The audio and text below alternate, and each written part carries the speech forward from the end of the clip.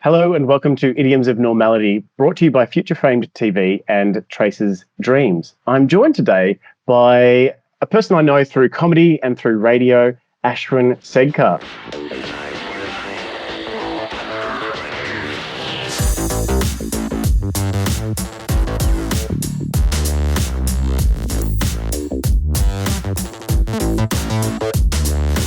Ashwin, hello. Hi, Paul. I just realized I've got a background envy. I don't have anywhere near enough Triceratopses in the background. That's so wild. They're great little wooden models that you can put together. They're really a lot of fun. And I've got my fellow Neanderthal there, all my books. Yeah. And I even found this beer called Heaps Normal, which it's non-alcoholic, so I'm happy to endorse that. Yeah. And so I know your work through comedy and through radio. Yes. But I don't like to pigeonhole people. Tell me about your perspectives and experiences, in particular, that you bring to this question today. I guess the most important angle for me is I was a first-generation migrant. My family had probably lived in Kerala for tens of thousands of years. Coconut farming, dad was a coconut farmer, mum was in the city. And for some reason, this brother of 10 kids decided to move to New Zealand, to rural New Zealand from Kerala, the coconut plantation, when I was a kid. So those are the two worlds I grew up in. I had these parents that were very sort of traditional Indian, collectivist kind of Indian parents, and really repressed Kiwi farm kids that I grew up in. And I was sent to like a private English boarding school where it was just such a clash of worlds where, you had to play rugby, you had to be hard, you had to be sarcastic. I didn't have any of these skills. That's probably my theoretical perspective, is like Indian New Zealand farm kid, if you had to box it somewhere. That's quite a mix. And you grew up in New Zealand and then moved to Australia? Yeah, a few places. When we left India, we went to England first for 6 years. Melbourne, just before Expo 88, we were here in Melbourne. I was really excited about Australia's Expo 88. And then Dad got a job in country New Zealand just before like the opening ceremony or something. So like in January of 88, we're off to this little farming town. And we ended up on a 5-acre farm raising sheep and goats and deer. And it was just so different to Melbourne. And that was my world. And we had, we became farmers. We were terrible farmers. Like we had to import Kiwi help because every once a year you have to cut the the deer's antlers off or something. And none of us wanted to jump on the back of this stag. So we still hire this big Kiwi burly, super masculine alpha male to come in and jump on our deer for us. So yeah, we were just not a typical farming family. Oh dear. Yeah. So someone with all these experiences, what's your answer to the question, what is normal? For me, I was under pressure to obey two normals. But the way of what I think is normal, I think it's like a big field where you're allowed to kind of do whatever you want, but there are red flags at the edge of the field. And when you cross the red flag is when you incur abuse, shame, punishment, violence, when you cross those flags. So that flag could be not having an arranged marriage, or dating someone that you shouldn't be dating, or not being a doctor or a lawyer. You don't notice the red flags until you cross them. And then your culture, you've crossed. Funny, when you come up with that metaphor, I'm immediately thrown at the beach and I'm hearing surf lifesavers shouting through the microphones, "Get between the flags." Yeah, that's interesting how we see that differently, because I didn't have that Aussie upbringing. That was a very Australian image. I was in a really cold, grey field where everything's desaturated and it's depressing and there's wet red flags at the end, but I much prefer your image. Oh, but that's kind of interesting, isn't it? The two images there, because the cold grey field is kind of sounds a bit boring. Yeah, because I see this as an oppressive system. Normality as an oppressive system. Well, it kind of is, isn't it? Like, just because our parents and our society are forcing these rules on us that they just happen to inherit from their parents and from their parents. I don't think there's a lot of conscious thought in much of these rules. Maybe they have an evolutionary basis. That's veering more into your area as to where these ideas come from. But there seems to be a lot of arbitrary passing on of the rules. Are you paying it forward?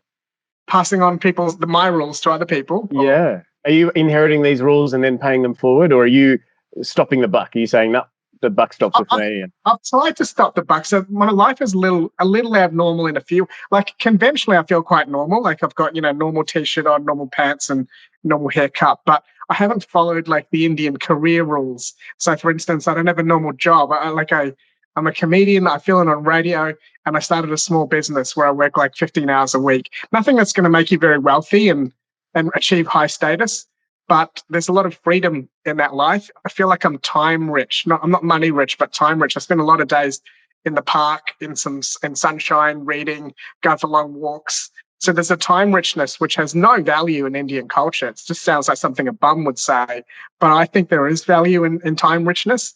And so, yeah, I think I live an abnormal working life.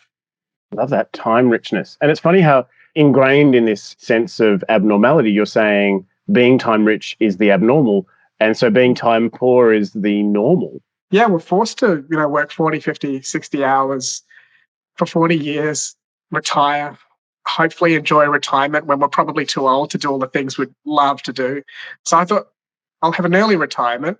I'll just work less the whole way rather than work hard and then work not at all after 65. So the things I'm doing now, I could keep doing quite late if my health holds up. Like I could be a cruise ship comedian in my 80s. I could host a radio show in my 80s. So I can keep working. As long as you're well vaccinated, you'll be fine. Yeah, exactly. I'll get them all, even the ones I don't need. It really tells me something about the speed of normality as well and the chronological order of normality. We have this ordering of our lives ahead of us that if you just adhere to normality, then you'll be okay. Yes. It's just such a waste of a life that, we fall for it. And I think we have a capacity. I think we have a 10-year time limit on trying to live a life that's not meant for us. I know some people do it longer, but I look at all my friends. We started doing our false lives at 20 after university. By 30, all of us were just ready to pack it in career-wise. And we all did something different. One of them, my friend Lauren, started a cat cafe in London where people come and stroke cats and have coffee. And then another one started a video game bar where you could go to a bar and play video games at the same time. I dropped out and started comedy and radio and sitting around in the park all day. So I think 10 years was the most we could take a false life for. And I know some people pull 30, but 10 years is quite the toll. It's interesting because normality can seduce us back in, can't it? At the red flags ushering people back into the field, they're just saying, get a job, come join us. The grey field is really comfortable. And yet it's not as exciting. It's not as rich in terms of time, in terms of self-time as well, and self-growth. Yes, and you do have to watch those demons. I find they come quite early in the morning or late at night. So if I'm lying in bed, I'm alone. I don't know if there's a hormonal explanation. Maybe there's a biochemical reason. Maybe your serotonin drops or your testosterone or something happens and you just don't feel as brave or as bold in those hours. And I'm like, oh God, I'm going to be old and alone with no kids. What am I doing? I should go and be an accountant or something. And I get sometimes those moments of fear come in the dark. But then it's 10 o'clock and, everyone's at work and watching daytime soaps or something, or, writing comedy or doing something intriguing. I was like, okay, now I'm fine. This is a better life for you because you don't want to have kids. And if you plan to have kids, you're going to do a job you hate for a long time and you're probably not going to be as committed and you're going to be resentful. So this life is good, but you just have to reassure yourself in those dark hours. How do you protect yourself from those dark hours? How do you provide reassurance or make sure that you don't fall into the trap? There's a couple of things. I mean, mostly they pass. To know they pass is the first thing. It's just a flow in your body. And there's a tradition. This is why the sad thing I feel about leaving India is I lost access to its cultural and philosophical heritage. And many of that heritage is dealing with questions like this. How do you deal with life's turbulence? How do you get calmer and more? And I wasn't there. I was in country New Zealand playing bull rush, tackling Kiwi kids and singing songs rather than learning about, there's a technique in India called, not a technique, it's a method called Advaita Vedanta, which is, it's almost a philosophical experiment where every time you have a thought or feeling, you just ask yourself the question, who is having that thought or feeling? And you try and create a sense of separation. And then you go, okay, who is aware of the person who is having that thought and feeling? And you just get further and further back from your ordinary consciousness. And then those problems just seem smaller. And you realize you're not them. You're someone observing them.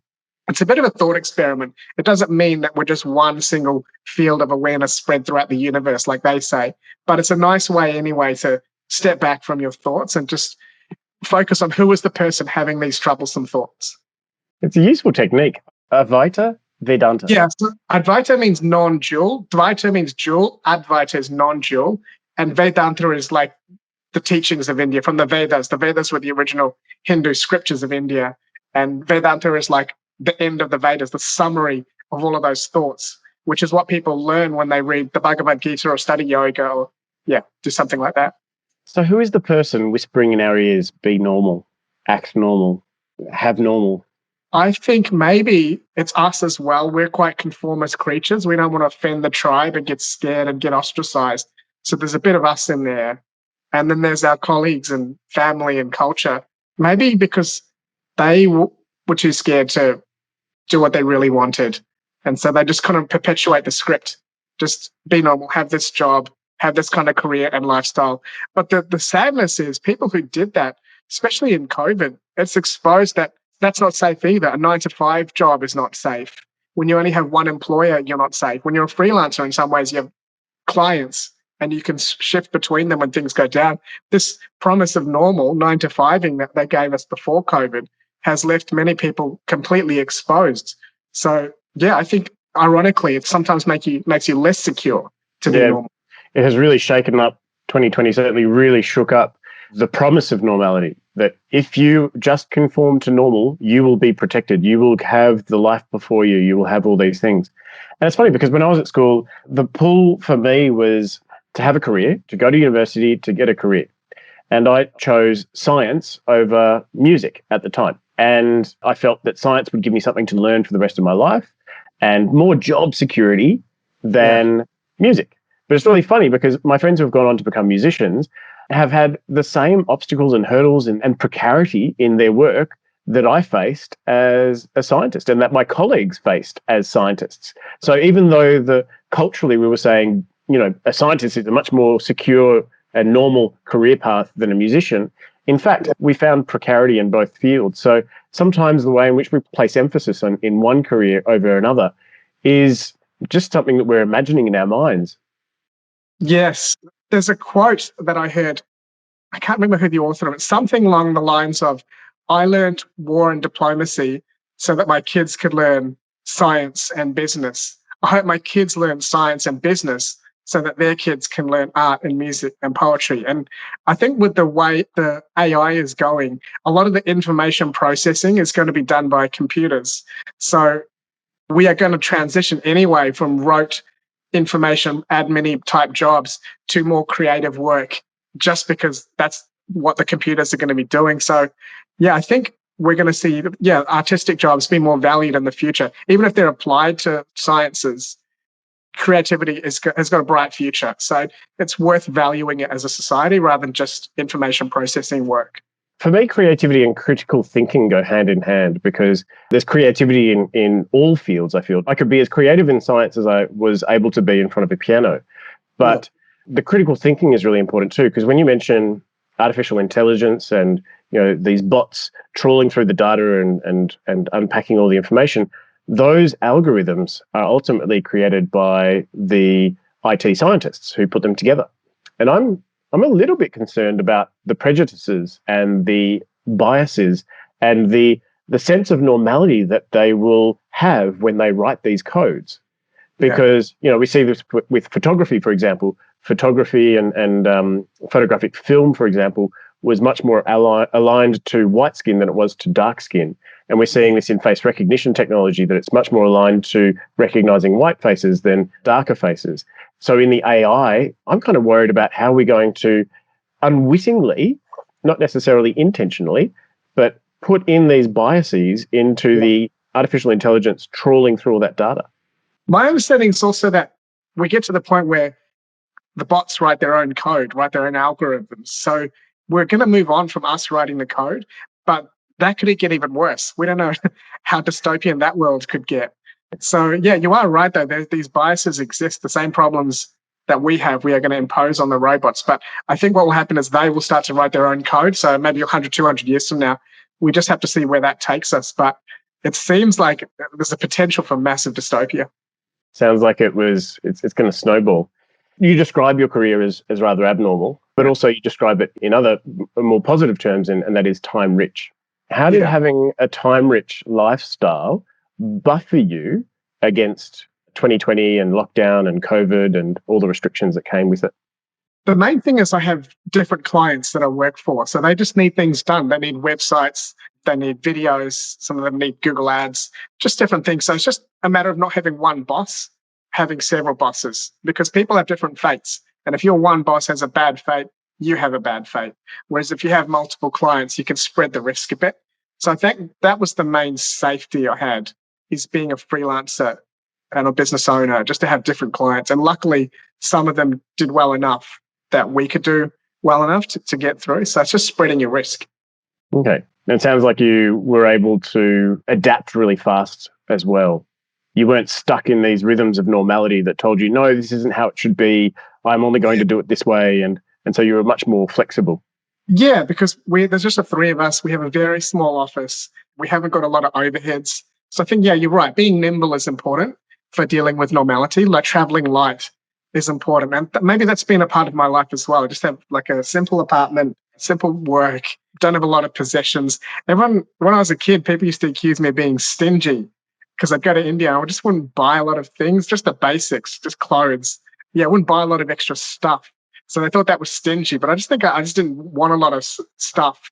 And that seems to have carried on as an adult. Like sometimes it's a bad thing. Like my toothbrush has just basically been mangled. I really need a new toothbrush. It's just been destroyed. So I don't buy things as frequently as I should. And I'm looking next to you. I've got this one tea towel and I probably need 7 tea towels to be a normal functional adult. Like there are some things where you do have to buy more things, but in other ways, it saves me having to work a long grind to pay for all of those extra things. It's funny how you say things like "as you should" or "to be a normal person," and we still have those ideas floating around our heads, even if we are living in defiance of normality or living outside the normal. To revisit the metaphor that you introduced at the beginning, the grey field, where don't wander outside the field. In some ways, we've talked about how that grey field has changed shape. The conditions, the environment has changed, and so the sense of normality has changed. And what I find in Australia, for example, is that politicians have turned around and said, oh, this is the new normal now. So there was a lot of inaction, particularly around things like climate change and the bushfires, etc. And rather than taking action during a period where we were able to take action, they've just waited so long that they've turned around and said, oh, well, you have to be resilient. This is the new normal. Deal with it. Yes. I think that is one of the main Asian criticisms of our politics, is that we don't think long term. We think in terms of 3-year election cycles. So what wins is charisma and one-liners and just short-term thinking stuff. Whereas at the other extreme, you've got China, who probably has not 3-year plans, 50-year plans, 20-year plans. So you want some balance between short and long-term thinking, but it's just very hard because we're such an individualistic, entertainment-focused culture where it's all about the individual, the charisma, winning the next election, slamming your opponents, being adversarial, winning the argument, that we don't think in that more measured, harmony-building, long-term way. And it shows up. I'm sure if you looked at major countries in the West compared to major countries in North Asia and Southeast Asia, they would have done much better at handling COVID because they would have obeyed their politicians, they would have worn masks, they would have just done more sort of Confucian type things, which for all their flaws can protect a society from major traumas. Kind of telling me that normality is myopic. It's very short-sighted. It doesn't really think about the long term. And I like your political ideas there. Yeah. One thing I'm sort of mindful of is the way in which politicians sort of beckon people to a return to normal or try and seduce them by the idea, stick with me and we'll get back to normal. And because individually, everyone will go, oh, yeah, I want to get back to normal, because normal means something different to every person. But if you use this word normal, everyone thinks you're talking directly to them. But in actual fact, everyone's sense of normal is completely different. So what a lovely ambiguous phrase to use that is this sort of wraps everyone up in the same basket, but in actual fact delivers nothing to no one. Yeah, and I noticed how narrow our views of normal are. Like last weekend, I had to host the weekend show on the radio, and I just had it's summer, so I have complete creative control over what we put to air. So it was hip hop artists, it was Maori people that were struggling with domestic violence. It was you. I played your interview about anthropology and what's normal. I had a psychologist talking about post-traumatic growth. It was just a very diverse lineup of people. And there were occasions where people were texting in going, is this normal? Is this what the ABC should be playing? Because they just hadn't been exposed to like a Vietnamese Asian hip hop rapper playing Vietnamese Asian rap. But that's Australia. Those people are here, but they just hadn't met those people before. So they had a very different idea of what normal is. So I think, yeah, we just have such narrow ideas of normal. We just probably need to live in other people's worlds for a little bit or just experience them somehow. And you'll find your idea of normal is very narrow, as is mine. What questions do you think we should ask about normality? I think who benefits from it is a good start. Who is benefiting from these ideals? As someone having control or power over you by imposing these ideals? Is someone profiting from your labor, from your 60-hour working weeks? Who profits from normality is the first question. And then just dig into where it came from, the history, that Foucault sort of historicizing ideas. What's the history of prisons and mental illness? Just, yeah, really be an archaeologist into normal and figure out where it comes from. I love it. Who profits from normality? We haven't had that question before, and I love it. And where does normal come from? Yeah. Ashwin Segkar, thank you so much for joining us on Idioms of Normality, brought to you by Future Frame TV. Thank you for your time, Paul.